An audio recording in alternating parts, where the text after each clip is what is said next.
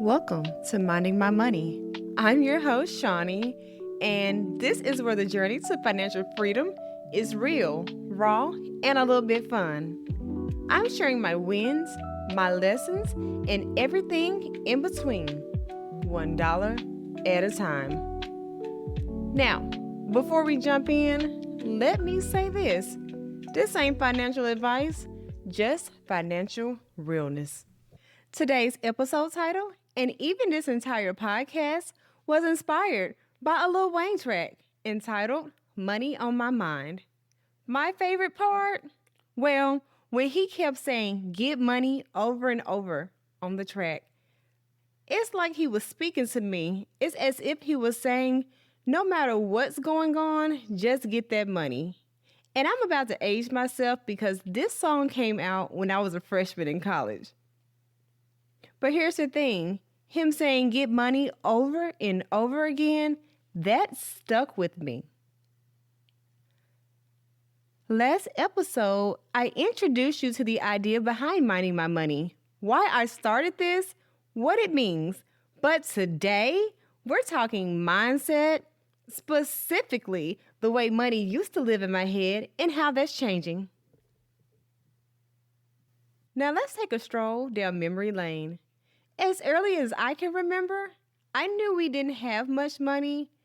We weren't poor, but we definitely were not living in abundance. You see, my mom, she was a hard worker. She did what she could as a single parent. I mean, we dressed well enough, but it wasn't like the latest and the greatest. It wasn't the best outfits. As a matter of fact, I used to kind of get teased for not having name brand clothes. One of my first memories with money for me happened when I was in the kindergarten. So here's what happened, okay? So boom, we were going on a field trip to the zoo. And I can recall my mama, she slid me a little money. I want to say like $5 or $10. Now keep in mind, back in the 90s, like a good $5 or $10 and you in the kindergarten, you was doing pretty good, okay? So this field trip was the setup to my first money lesson. So here's what happened, okay? So, if you let kids decide what they're going to eat, they're going to pick the junk food. And back then, it was ice cream for me. So at the zoo, there was this ice cream stand, okay? And I remember there was a girl at the front of the line. Maybe it was like two people in between us. And I saw she had ordered some ice cream. Now, I don't remember if she got the vanilla or the chocolate, but I'm pretty sure I got chocolate, okay? That's irrelevant, okay? Get to the story, girl. So anyway, I watched her hand her money to the person, selling the ice cream. And I'm like, okay, cool. So she got some ice cream and they gave her some money back. All right, boom. So when I get up there, I'm just going to hand them this little piece of paper, which is money. I'm going to order my ice cream and they're going to hand me some money back. So it became my time to walk up there and get my ice cream and say, hey, I want to order some ice cream or whatever that conversation looked like, right? And I hand the money and I'm sitting here thinking like, well, how come I didn't get no change back? Because the lady didn't hand me money back over. And I highly doubt, let's just say my mom gave me $5 on the low end. I highly doubt that ice cream cost like $5. I didn't get a nickel, a penny, or quarter back. And for reference, at this age, I didn't know how to count money, and I definitely didn't know the value of money, okay? And I remember being so confused, and I was like, I don't understand why this little girl was so special and why she got money back. But I knew this much, though. From that moment on, I became so obsessed with wanting to understand how money worked, and it definitely sparked something in me. You see, I didn't just want money, I wanted to know how to use it. So outside that experience at the zoo in the kindergarten, a lot of my life lessons with money was at my childhood home. My mom, let me say this, she worked so hard, she sacrificed so much, and my mom is a CNA by trade. She probably was making $6 or less. My father left. She was doing everything by herself, but it still was a struggle. She was paying a mortgage. She still had 2 kids to feed. She made sure we definitely had what we needed, even if it meant she didn't have what she needed. As a child, I had like a real strong sense of understanding And when I say that, I mean, like, there are things that I definitely wanted to do as a child, but I knew my mom didn't have it. And at a young age, I knew it'd be a waste of time asking for anything because I just feared the rejection of hearing no. And so I just held on to my sense of understanding. And sometimes I was holding back on some dreams just out of guilt. I can recall, like, when I was a little girl, I would put on, like, my church shoes, like these little white, ugly church shoes, and a dress because I wanted to be a tap dancer so bad. And the only room in the home, or my childhood home, that is, was the kitchen floor. And I used to just spin and tap. And I just knew this is as far as it's going to get for me because I never took tap lessons. Now, I can say, like, later on, I did work up the courage. Maybe when I was like 10 years old, I worked up the courage to ask my mom to join this really poppin' majorette team that we had from where I was from. I felt like I sacrificed 10 years of my life not asking for a thing. And I know she is going to let me try out for this team, okay? I don't ask for no designer clothes, no designer shoes. So I knew this one time I'm asking for something, it's going to happen for me. My mom did agree. She took me on the audition. And guess what? I made the team. I definitely made the team. I was good. I was good. So when my mom heard about the cost to try it out and how much the uniforms would be and the trips, my mom was like, absolutely not. You can't be on this team. We don't have money like that. And for the first time, I regretted asking for something because I was crushed. I was rejected with a no. But I also instantly regretted asking because I thought, I'm such a good kid. I never get into anything. I do as I'm told. And like, why can't I just have this one thing? I even also felt anger. I was mad at my mom. I was like, why don't we have money? Like, I'm a kid. I want to do what the other kids do. And give me some grace. I was a child. Adult me understands what child me didn't understand back then. When I look back and I think about that situation, wanting to be a dancer and be on this dance team that was the best in the city, I'm going to say that experience stayed with me so much so that became the moment I realized that one day I'll make sure I don't have to say no to myself. No matter what it is, I'm never going to say no to myself. And that's the promise I made myself. So I was so determined that I was never going to break my promise to myself. As a teen, I couldn't wait to get a job. I thought that meant freedom. I can buy myself whatever I want. I am going to be able to keep my promise to myself. I can get this, and that off the shelf. But first of all, teens are underpaid. And I didn't know that when I was younger, and even when I was a teenager. I just thought you get a job and you have money and you could do what you want, okay? So my first job was at a sub shop. As a matter of fact, it was a Quiznos. And it was new because we didn't have Quiznos in my area at the time. When I got my first check, baby, that check was like $30 or $50, something real small. It was not even 3 digits. And I was like, I did all this work and this is all I have to show. Okay, that's how I felt. And regardless of what the amount was that I received, I would spend all that little money. I didn't have a bank account. Nobody sat me down and say, hey, when you get paid, this is how you should, distribute your money, put some towards saving, put some here, put some there. Nobody had these financial conversations with me. And I wasn't like spending all my money out of rebellion. I just didn't know any better. Nobody taught me to budget. I thought if I want to get it now. It might not be there later. And that was actually a lesson that my mama taught me. If you see something, get it now. If you got the money in your pocket, you have it to buy whatever you want. That mindset stuck with me from childhood, and it stayed around longer, honestly, than I really ever cared to admit. I worked all of my junior and senior year in high school, and I still had a very high GPA. As a matter of fact, I was an honor student. And I still, in the midst of all that, never saved anything. I just was buying and buying and buying and hanging out with my friends. And so once I got out of high school, let me tell you, life got fast and really quick, okay? So when I went to college in the middle of my state, I couldn't even afford to wash my laundry because you needed quarters. And I knew like there was no calling mom and say, can you send me money? Because I already knew she didn't have it.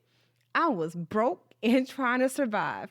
And what I wish I knew then that I know now, I wish when I was doing all of that working, I would have set some money back for myself so when I go to college, if I ever needed anything, I had it. Eventually, I did graduate college. I got my first apartment, and rent around that time was pushing $700, I want to say. And this wasn't like a really nice apartment. It was like mid level. It wasn't the worst apartment, but nothing special about it. And I'm going to be honest and tell you that at that time, that was too high for me. I couldn't afford to live in that apartment. And every year I stayed in the apartment for 5 years and the rent just kept getting higher and higher and higher. And within 5 years of renting that apartment, it got up to $1,000. And the crazy part is I was only making, oh my goodness, I was making like maybe $1,200 every 2 weeks after tax. And I have to account for, I had a car note, I had to have gas to drive back and forth to work because where I worked was across state lines. I had to make sure I had groceries, I had to pay utilities, and also I was doing some other reckless spending too, if I'm being quite frankly honest, okay? So when the rent got so high, I feel like I was exposed as being a fraud in my mind because I eventually got evicted. I remember I came home and I saw the note on the door. Now, let me clear this up. It wasn't that I wasn't paying my rent. So, what happened was I was paying it, but it was so high that I couldn't keep up with the payments. And so, what I was doing was paying it late.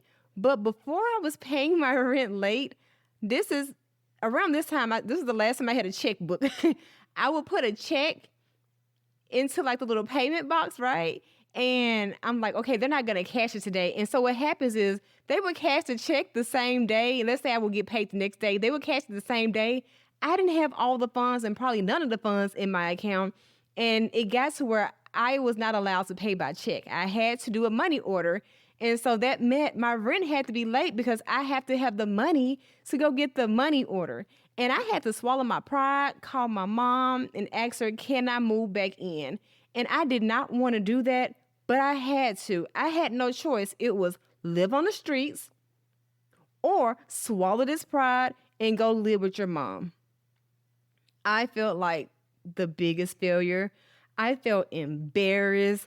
I felt like my being was just a waste of time on this earth.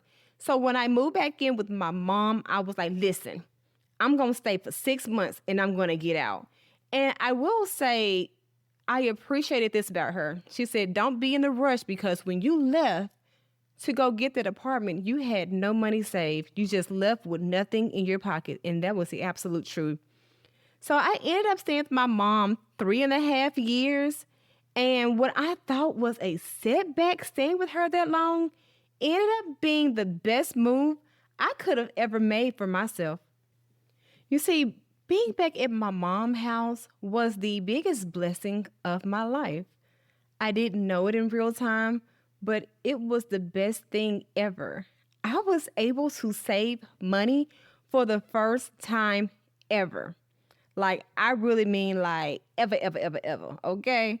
Not that I'm going to take money from my checkings account, put it into the savings account attached to it, take it out, put it back in, take it out, back and forth and back with the savings account to not save a thing.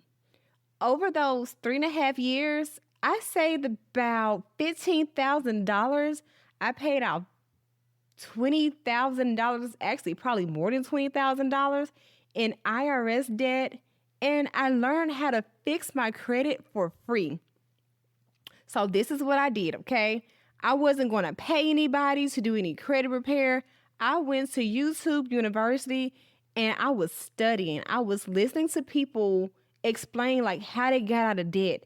And I also, outside of that, I found free community resources at my local library and at a local church. And I gained so much knowledge. Like my credit score was the highest it had ever been my entire life. I didn't have to worry about like gatekeepers not wanting to share their knowledge because knowledge was like readily available and for free. Outside of that, I started also watching other people around me more closely, how they managed it, the good, the bad, the in between. And I started taking mental notes on things that I wanted to take with me, but also patterns of behavior that I didn't want to continue or even start. At that time, I definitely didn't know it yet, but I was building my foundation and it was getting real solid. The time at my mom's house allowed me to reflect, and my mindset shifted and my actions shifted in how I managed my money. Before I ever even learned about cash stuffing or what it was, I was doing things to protect myself, and at that time, it worked amazingly for me.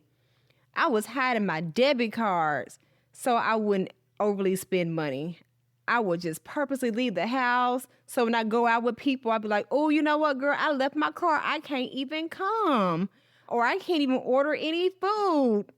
I also were doing things like I started setting up my bills for auto draft. And my bills have been auto drafted ever since. Outside of that, I also was using my credit cards responsibly, and I learned how to boost my score up. And all of this from just watching YouTube and utilizing free resources. I was able, and I also was starting to see money way more differently than I had imagined I would see it when I was a kid. It was not something to be spent, but something to be managed. And that was the mindset shift right there. Eventually, all of those new habits I was starting to form paid off. And I mean, like, it literally paid off. I didn't just move into another apartment. I had a home built from the ground up. I went from apartment eviction to home ownership. The same girl who got evicted, who cried herself to sleep, feeling like a failure, ended up building a home and buying a home from the ground up. I had no debt at that time. I had amazing credit. And yes, I only had to put down earnest money. But don't worry, that's another episode and we'll get on that topic at another time. Now, I can proudly say I manage my money, not budget, but I manage my money. And I do it with intention. Because when I say I am minding my money, it's not about being perfect. It's about being present, being aware. It's not a diet, it's a lifestyle. And it looks different for everyone, and that's okay. Now, I want to ask you, when did you start thinking about money differently? Send me a message or a DM on Instagram and let me know. I'd love to hear your story. Thanks for tuning into Minding My Money, where every dollar has a story and every story brings us closer to financial freedom. If you felt inspired, learned something new, or just vibe with the journey, don't forget to subscribe, leave a comment, and share it with someone who needs it. You can also catch more content and behind-the-scenes moments on YouTube and Instagram. Just search Minding My Money. Until next time, keep minding your money $1 at a time.